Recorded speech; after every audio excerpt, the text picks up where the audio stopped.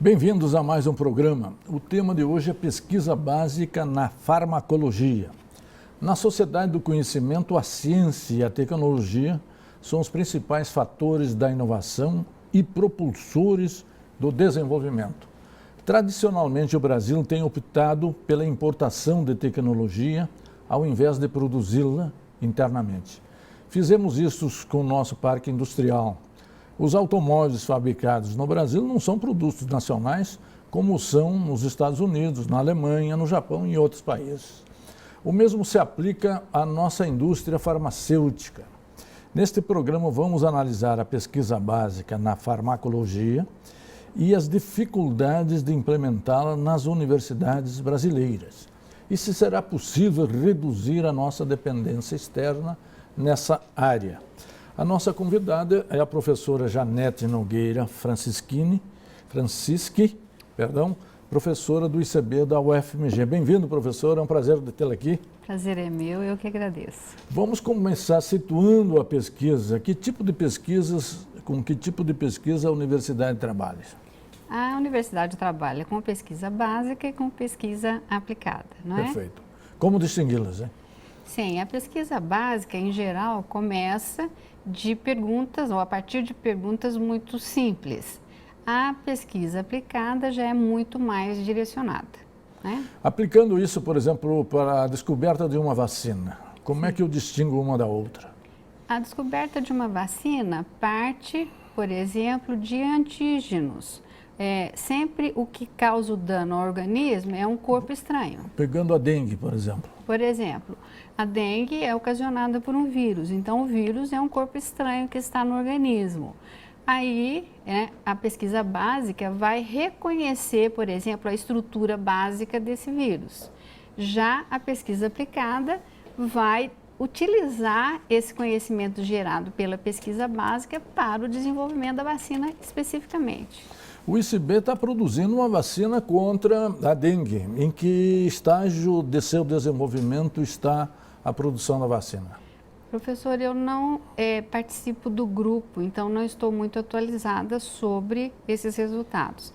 Mas tudo indica que tem sido um projeto foi muito bem desenvolvido e que está obtendo resultados muito satisfatórios. Agora... Sim. A senhora tem trabalhado mais com medicamentos novos na farmacologia, né? Como é que se testa, por exemplo, a eficácia dos novos medicamentos? E testar a eficácia é pesquisa básica ou aplicada ou as duas?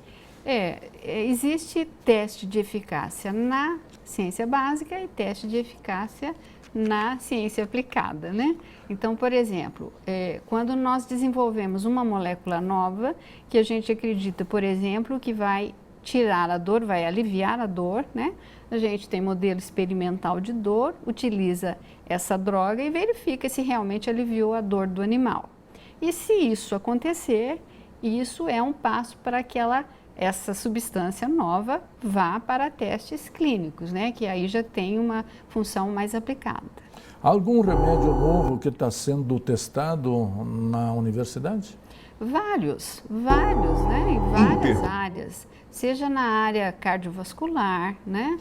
Seja na área da neurociências, seja na nossa área, que eu trabalho com inflamação e dor, nós estamos sempre inventando coisa nova, né? Testando coisas novas. O difícil é passar da fase de ciência básica para aplicação. Esse é o grande diferencial, a grande dificuldade. Por que o estrangulamento está exatamente nessa passagem? Por questões de investimento, por exemplo, né? Portanto, envolve o fomento, por questões políticas e por questões, eu diria, sociais, no sentido de que vamos dizer, os empresários que poderiam pagar o desenvolvimento de novos medicamentos, nós não temos uma cultura de creditação por exemplo, pesquisadores brasileiros pelos empresários que podem fazer isso. Então, essa é uma grande dificuldade que nós temos. Faltaria integração entre universidade e empresa? Na verdade, a universidade tem investido muito nessa aproximação. mas assim, eu acho que tem sido muito lenta para o benefício que isso poderia ser produzido. Outra, é fácil fazer pesquisa na universidade? Depende de quem é o pesquisador, né? Depende da área em que essa pesquisa está sendo desenvolvida, depende de alguns fatores, com certeza. Que estrutura geralmente os professores e os pesquisadores dispõem para fazer pesquisas? Olha, nós agora estamos num estágio em que temos o material básico para iniciar, eu diria, qualquer tipo de pesquisa na área das ciências biológicas. No ICB. Tá? No ICB, tá certo? Agora, qualquer passo além é muito, muito dificultado, né, pelas vicissitudes do desenvolvimento de pesquisa. A senhora está se referindo à política brasileira. Sim. Essas turbulências advindas da crise, da má aplicação dos recursos públicos. Também. Da Lava Jato, da propina. Também, mas eu acho que existe uma cultura de não ciência no Brasil, né? De não valorização da ciência. De não valorização da ciência por desconhecimento, tá certo? Eu acho que isso é um problema que deveria, né, ser melhor abordado no país. Sim. E há, nesse sentido, quer dizer, talvez relacionado a isso, a dependência externa, o Brasil sempre preferiu importar tecnologia do que produzi-la internamente. Eu diria que no estágio que nós estamos, importar é muito mais fácil do que desenvolver as nossas próprias potencialidades, né? Mas não saímos do chão. Não saímos, não saímos. Quer dizer, nós tivemos um avanço, eu diria, nos últimos 40 anos, que eu estou aqui há 32 anos na Universidade Federal de Minas Gerais, eu acho que houve um avanço, mas nos 2 últimos anos, conforme nós já até conversamos anteriormente, houve um retrocesso imenso. Eu acho que com perdas que a gente não conseguiria avaliar. Que quer dizer que a crise afeta diretamente a pesquisa realizada nas universidades. Com certeza. Em que sentido? Por exemplo, nós tínhamos uma certa regularidade de financiamento. Eram colocados editais, né? Eram abertos editais para pesquisa. A pós-graduação vinha sendo fomentada de maneira regular e a pós-graduação, eu acho, né, em termos da pesquisa... Que puxa a pesquisa. Que puxa a pesquisa, claro. Tá certo? E nesses 2 últimos anos, por exemplo, as bolsas para a pós-graduação foram reduzidas drasticamente. As verbas para os programas de pós-graduação, né, para eles desenvolverem a capacidade mínima de cada programa, também foram reduzidas, mesmo naqueles programas que são o top da ciência no país, são nível 7. Perfeito. No segundo bloco, nós continuamos falando sobre o financiamento da pesquisa e da necessidade de nós darmos continuidade aos programas para progredirmos nesse setor e tornar o Brasil mais independente e menos dependente do exterior. Um instante só, voltaremos já. Interconexão Brasil. Oferecimento: Sindicato dos Professores da UFMG. Interconexão Brasil. Oferecimento: Sindicato dos Professores da UFMG. Bem-vindos de volta. Nós estamos trabalhando o tema pesquisa básica na farmacologia. No primeiro bloco, nós distinguimos pesquisa aplicada e pesquisa básica. Qual a relação entre uma e outra? São diferenciadas. A básica é pelo conhecimento da ciência e outra pela aplicação, a transformação da ciência em tecnologia e inovação. Já deixamos no ar o tema desse segundo bloco, que é o problema do financiamento. Como se diz no jargão militar, não há missão sem meios. Sem financiamento não se faz pesquisa. Pesquisa custa dinheiro. É isso mesmo, professora? Essencialmente, não se faz pesquisa sem dinheiro. E, de fato, o financiamento das pesquisas nesses 2 últimos anos, conforme nós já citamos até anteriormente, né, sofreu um golpe muito duro, porque sem bolsas de estudo, por exemplo, para os mestrandos e doutorandos, né, da pós-graduação, portanto, não se faz pesquisa. E isso aconteceu nesses últimos 8 Qual anos. o papel das agências CNPq, CAPES? Isso, FAPEMIG, né? E, na verdade, é o seguinte, a CAPES é uma estrutura de financiamento aos programas de pós-graduação, né? Então, ela encaminha... Formação do professor e do pesquisador. E do pesquisador, isso. A CAPES tem mais esse papel. O CNPq, ele está mais direcionado para o fomento a projetos de pesquisa e, portanto, a aplicação individual pelos pesquisadores, né, a esses editais. A FAPEMIG segue mais ou menos os passos do CNPq, né, no sentido de que abre esses editais também individuais, mas também tem aberto editais mais coletivos, né, maiores, tentando abordar um problema, por exemplo, regional. E aqui em Minas também os recursos estão escassos para pesquisa? Tem sido reduzido ou pelo menos atrasado, né, muito o desembolso, o repasse, o que prejudica o andamento dos projetos, né? Claro. Como esses recursos são acessados ou distribuídos? Eles são distribuídos basicamente por meio de editais. Aí eu estou falando do CNPq e da FAPEMIG, né? A CAPES, se eu não me engano, também abre editais, mas ela tem uma operacionalização um pouco diferente do que acontece com o CNPq e a FAPEMIG. Perfeito. Nós devemos dizer que a FAPEMIG é a FAP, né? A Fundação de Apoio à Pesquisa do Estado de Minas Gerais.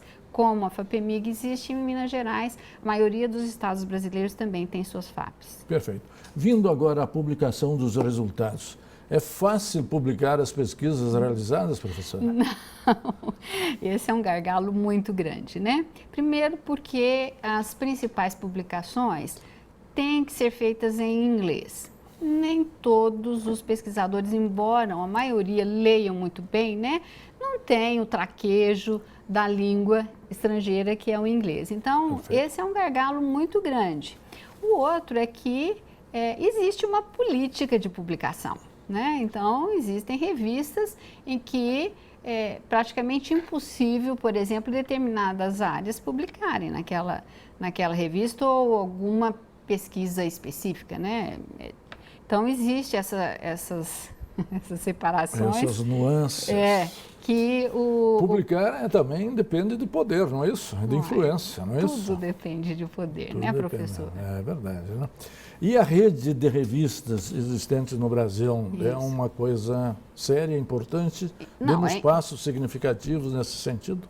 Em qualquer pesquisa, não é possível você fazer pesquisa se você não se fundamentar no que existe na literatura, né? E a literatura científica é divulgada através desses journals, né? Que a gente fala, essas revistas científicas internacionais. O nosso parque de acesso a essas revistas é muito bom. Eu diria que um dos investimentos do governo, né, federal, importantes, que tem sido mantido apesar de tudo, né? Mas isso pela luta de várias pessoas, né? Procurando vários anos de trabalho? Vários anos, muitos anos de trabalho. Antigamente era muito difícil para a gente ter acesso a uma revista, demorava meses para chegar um artigo, né? Agora a gente acessa em tempo real através do portal CAPES. E o acesso a revistas estrangeiras? Está mais fácil? Não, como nós temos acesso através do portal CAPES de revistas brasileiras, nós temos, especialmente na minha área de farmacologia, a gente tem acesso, assim, praticamente imediato através do portal CAPES, as revistas estrangeiras importantes que merecem a nossa atenção. Não, mas isso é para leitura, não para publicação. Sim, aí para publicação a estrutura é diferente, né? O senhor me perguntou se o acesso, como é que está o nosso acesso? Eu estava pensando exatamente, claro, nos dois sentidos, né? Mas sobretudo na publicação, o acesso a revistas estrangeiras para a publicação de artigos científicos. A gente faz, nós conseguimos, inclusive nós somos avaliados por essa nossa capacidade de publicar nas revistas estrangeiras, né? A gente consegue, mas é com uma luta muito árdua, às vezes individual. Quer dizer, parte do pesquisador. Não existe, quer dizer, talvez eu seja muito má dizendo isso. E dos seus contatos. Dos seus contatos. A universidade, atualmente, tem ajudado os pesquisadores com a parte financeira, porque muitas vezes essas revistas estrangeiras são pagas. A gente vai publicar os resultados, mas tem que pagar um FII, né? Uma quantidade lá para que eles até comecem a analisar o trabalho. Existem editais abertos na própria universidade para que a gente concorra para publicar eventualmente um artigo. E a universidade paga para ser publicado? Sim, paga para a gente, né? Ou é o pesquisador individualmente que eu faço? Na verdade, é um edital aberto, o pesquisador concorre, né? E se ele ganha aquele valor, ele pode usar para o pagamento da revista. Perfeito. No terceiro bloco, nós vamos trabalhar a qualidade da pesquisa feita no Brasil. Um instante só, voltaremos já. Interconexão Brasil. Oferecimento: Sindicato dos Professores da UFMG. Interconexão Brasil. Oferecimento: Sindicato dos Professores da UFMG. Bem-vindos de volta. Nós estamos trabalhando o tema pesquisa básica na farmacologia. Já reservamos o tema nesse terceiro bloco, fazendo uma análise da qualidade da pesquisa básica e aplicada feita no Brasil, na sua área ou em outras áreas do ICB, por exemplo. Olha, eu devo dizer com justa posição que a qualidade da pesquisa brasileira não deixa a desejar a qualquer ciência feita fora do Brasil. Em outras palavras, nós fazemos pesquisa de excelente qualidade, com todo o sofrimento que nós já discutimos anteriormente, mas por todas as dificuldades. Por todas as dificuldades nós tentamos superar e chegamos em resultados muito relevantes. Como está o nosso sistema de pós-graduação em estrito senso? Na verdade, a farmacologia, né, junto com o departamento de fisiologia, compõe o que se chama o Programa de Pós-Graduação em Ciências Biológicas, que é um programa estrito sensu. Eu trabalhei a minha vida inteira associada, né, a esse programa estrito sensu. Então, eu digo para o senhor que houve um baque muito grande, como já foi mencionado anteriormente. Em função dos recursos. Dos recursos, exatamente. Sim. Falta de continuidade. Aí é um pecado capital no resultado da pesquisa, né? E a qualificação dos nossos pesquisadores? É muito boa, como eu falei para o senhor, os professores, né, que entram na universidade agora, diferentemente do meu tempo, talvez o senhor, não sei, mas eles já vêm com o título de doutor, né, portanto passaram em programas de pós-graduação e se titularam, então eles já têm preparo do início, né, para começar a fazer pesquisa assim que entram na universidade. Nós temos uma dependência muito séria do exterior em termos de tecnologia. Sem dúvida. Como é que está a dependência na área farmacêutica? Olha, a dependência é quase absoluta, né? Eu digo agora na parte da farmacologia. Nas indústrias farmacêuticas, quer dizer, o Brasil possui indústrias farmacêuticas multinacionais. E essas indústrias farmacêuticas multinacionais são absolutamente fechadas para a pesquisa brasileira. Sim. Absolutamente um pesquisador, a não ser que ele seja contratado assim excepcionalmente, né? Mas não há possibilidade, por exemplo, de uma indústria farmacêutica multinacional vir ao departamento de farmacologia e pedir para a gente testar um medicamento que eles queiram utilizar. Não existe isso. Claro, elas mantêm seus laboratórios nos próprios países de origem. Tá e certo? fazem os testes lá. Exatamente. Então, e por outro lado, nós dependemos quase que totalmente, em termos de medicamentos, dessas indústrias farmacêuticas, né? E a quebra de patente seria um caminho? Ai, professor, o senhor me pegou, como assim? Pois é. Quebra de patente é uma coisa assim... Nós tivemos uma experiência muito séria no combate da AIDS, né? Isso, foi importantíssimo naquele momento, né? É uma ação humanitária nesse sentido, né? Foi uma ação humanitária, mas eu acho que para a gente lutar por aí, eu acho que não é esse o caminho. Como é que nós caminharíamos no sentido de tornar o Brasil mais independente do ponto de vista da produção e do controle da tecnologia. Eu quero lembrar aqui, a China só aceita empresas estrangeiras, multinacionais, se repassa a tecnologia para o país. Na indústria farmacêutica multinacional isso não acontece. Não acontece. Aqui no Brasil, de jeito nenhum. Mas esse caminho, nós abrimos, digamos, essa perspectiva da colocação aqui. Agora nós estamos enfrentando um outro problema, que é exatamente nós vamos permitir que os estrangeiros possam comprar as terras brasileiras, sendo que o agronegócio é um sucesso exatamente no Brasil. Mas aí nós temos vários fatores, o fator político, né? Nós já comentamos anteriormente, o fator cultural, né? Nós temos no Brasil uma falta de compromisso, eu acho, dos políticos com a educação, né?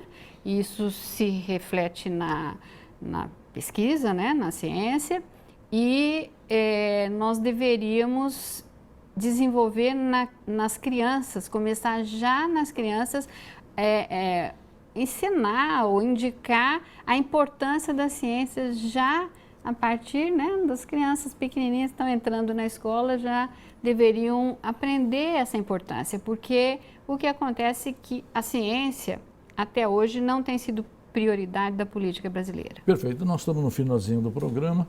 Eu sempre termino com ele. Nós estamos vivendo uma das crises mais graves que o Brasil viveu. O Brasil é maior do que suas crises, professora? Eu acho que é sim, mas precisa de muita luta de cada um de nós, no caso dos pesquisadores, para fazer com que a ciência progrida no país. Perfeito. Se depender do cientista, nós podemos contar com essa cooperação e esse compromisso? Eu assino embaixo, eu faço esse compromisso com o senhor nesse momento. Perfeito. E aí eu espero que outros pesquisadores que nos ouvem também tenham esse compromisso para o crescimento do Brasil e para a saída da crise. E a você, telespectador, que sempre nos acompanha e nos prestigia, muito obrigado pela sua audiência e até a semana que vem.